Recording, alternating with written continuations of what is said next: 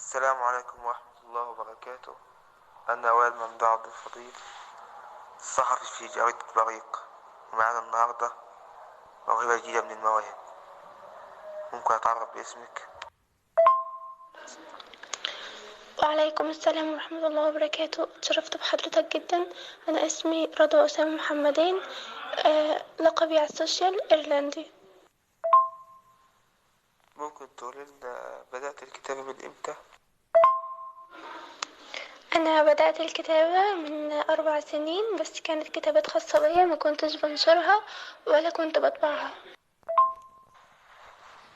ممكن تقولي لنا إزاي اكتشفت موهبتك؟ وهل في صعوبات واجهتك؟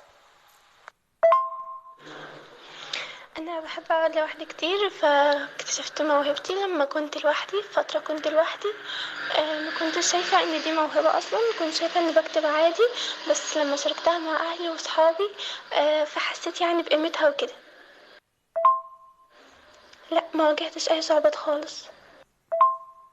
كان إيه رد فعل أهلك لما شافوا كتاباتك وعرفوا إنك كاتبة؟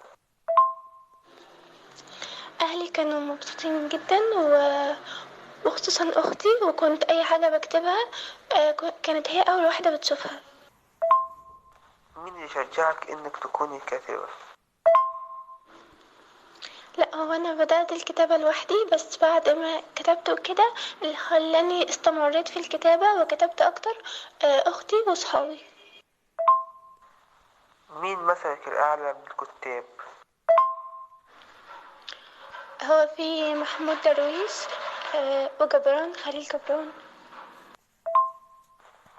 ممكن تقولي لنا أعمال من اللي انت كتبتيها؟ كتاب خواطر اسمه رسائل ديسمبر، ورواية اسمها أصبت بالعشق. تقولي ايه لكل اللي شجعك انك تكوني كاتبة؟ أحب أشكرهم جدا طبعا، وأقول لهم إن لولا كلامهم وثقتهم فيا وتشجيعهم ليا أنا ما كنتش وصلت للمرحلة دي أو للمرحلة اللي أنا لسه هوصل ليها بإذن الله. تقولي ايه للأجيال المستقبلية وتشجعيهم ان هم يستمروا في الكتابة؟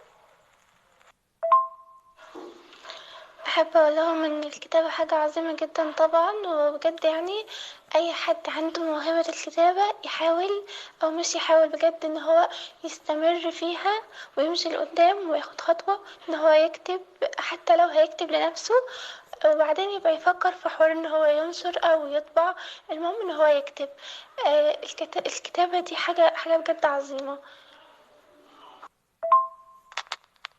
تمام، شكرا، تشرفت بلقائك. شرف ليا يا أستاذ وائل.